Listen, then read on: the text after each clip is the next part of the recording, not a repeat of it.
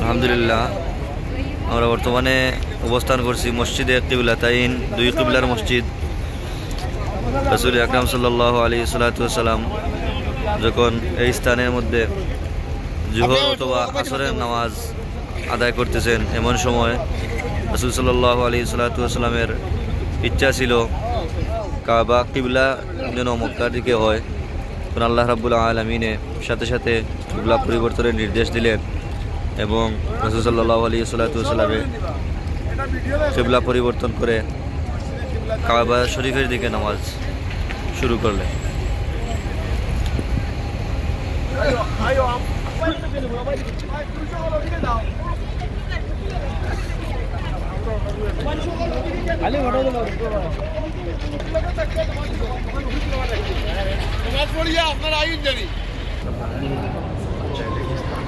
এইটা ছিল মুসলমানদের প্রথম কিবলা। রাসূল সাল্লাল্লাহু আলাইহি সাল্লাম এই কিবলার দিকে যখন নামাজ আদায়রত অবস্থায় ছিলেন, এমন সময় কাবা শরীফের দিকে মন চলে গিয়েছিল।